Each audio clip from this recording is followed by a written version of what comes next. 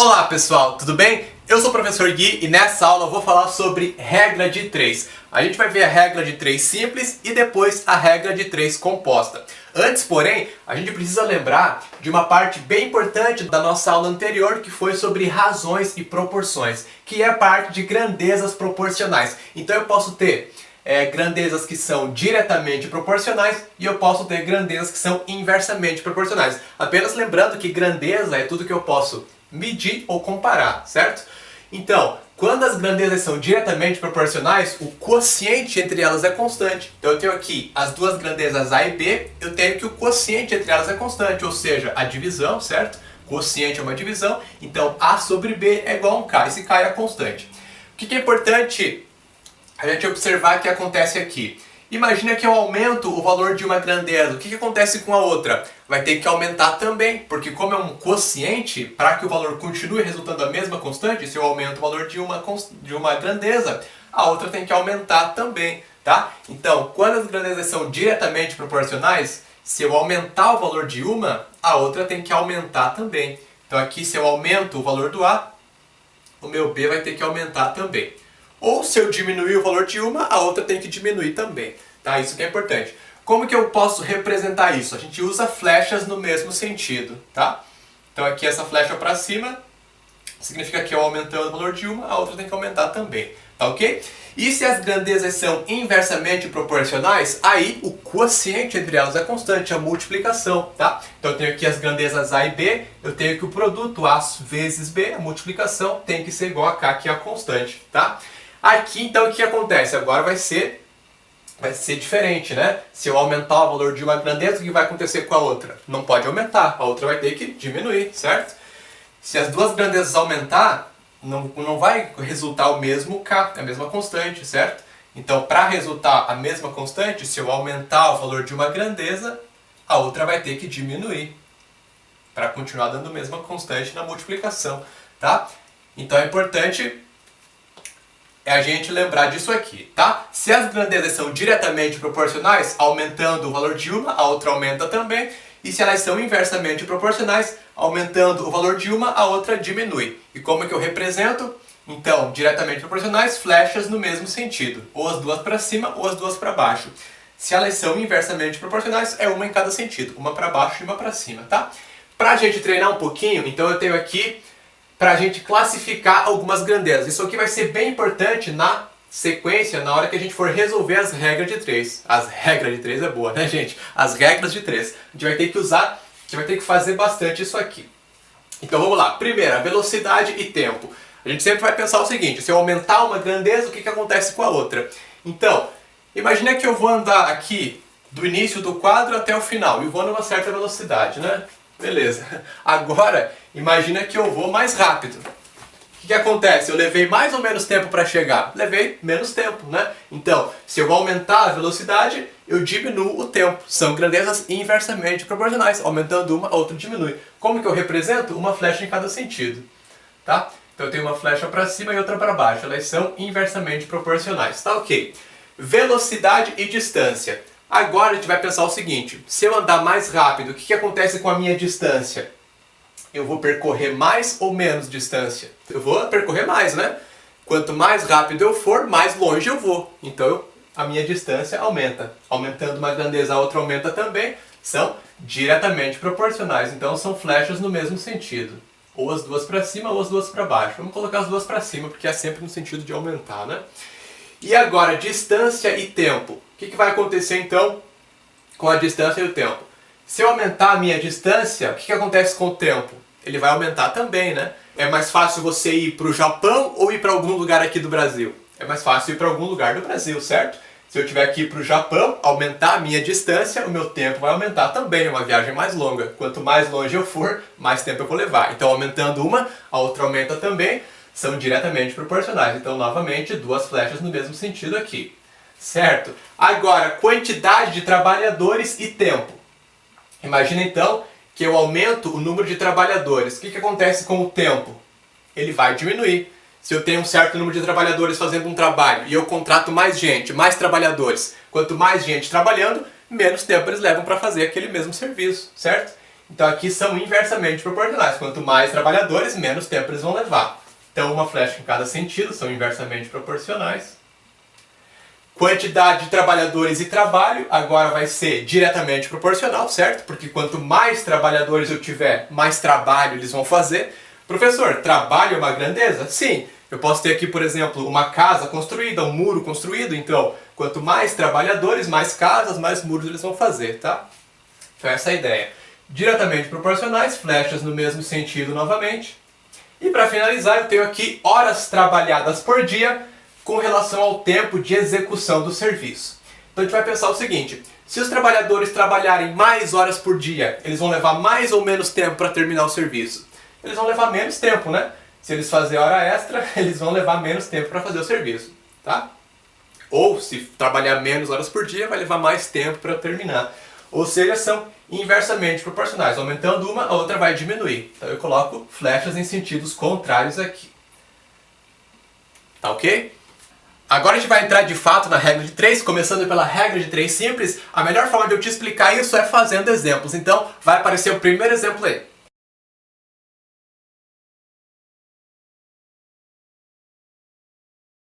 Na regra de 3 simples, eu vou trabalhar sempre com 4 valores, onde eu não conheço um deles e conheço os outros 3, por isso é regra de 3. Então eu sempre tenho 2 grandezas que estão envolvidas, tá? Então, regra de 3 simples é quando eu tenho 2 grandezas no meu problema, tá? Como é que eu vou fazer para resolver qualquer tipo de regra de 3, até a composta que a gente vai ver depois? Você sempre vai, primeiro, identificar quais são as suas grandezas e colocar uma coluna para cada uma dessas grandezas. Então, nesse primeiro exemplo aqui, eu tenho o número de porcos e o número de dias. São as 2 grandezas que eu tenho ali. Então, eu tenho porcos e dias, tá ok?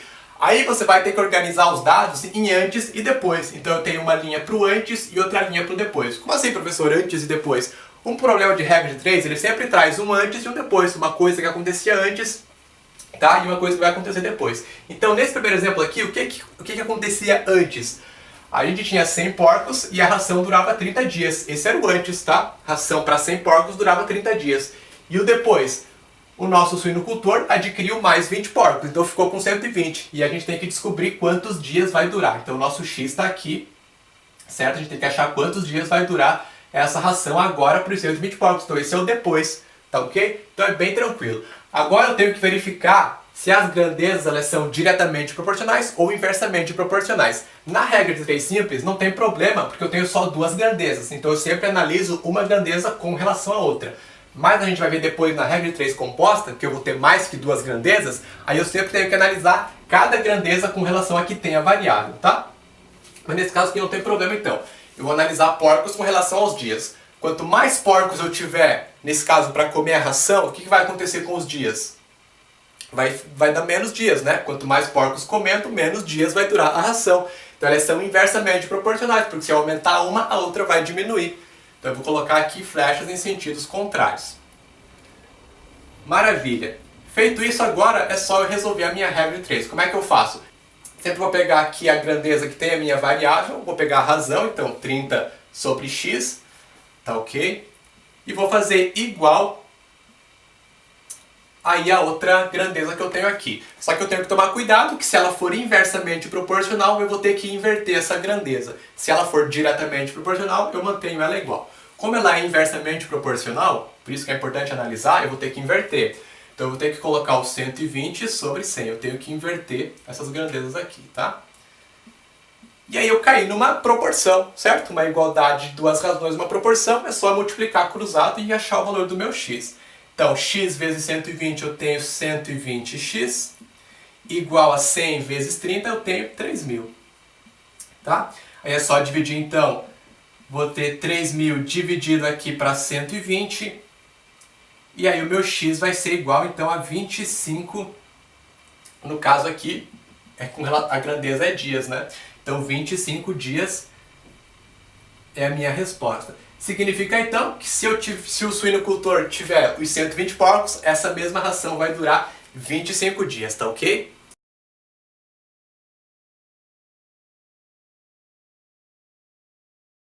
Nesse exemplo 2, nós temos então a regra de 3 compostos. O que vai acontecer? Eu tenho mais que 2 grandezas, tá? Então eu vou fazer da mesma forma. Primeira coisa, identificar quais são as grandezas que eu tenho no problema. Então aqui eu tenho impressoras, tenho horas por dia, certo? Que elas trabalham, e tenho o número de dias. São 3 grandezas. Aí eu vou ordenar em antes e depois. Uma linha então é o antes, o que acontecia antes, e a outra linha é o que acontece depois. Então o que acontecia antes? 2 impressoras trabalhando 8 horas por dia fazem um certo trabalho em 5 dias. Esse é o que acontecia antes, certo? O que é o depois? Eu quero saber então, 4 impressoras trabalhando 10 horas por dia, quantos dias elas vão levar para fazer esse mesmo trabalho. Então eu tenho que primeiro organizar dessa forma aqui. Tá ok. Agora eu tenho que verificar, se as grandezas elas são diretamente proporcionais ou inversamente proporcionais. Como é que eu faço isso? Eu sempre analiso cada grandeza com relação a que tem a variável. Então eu vou ter que analisar impressoras com relação aos dias e vou ter que analisar horas por dia com relação aos dias, tá? Eu sempre analiso cada grandeza com relação a que tem a variável, certo? Então vamos lá.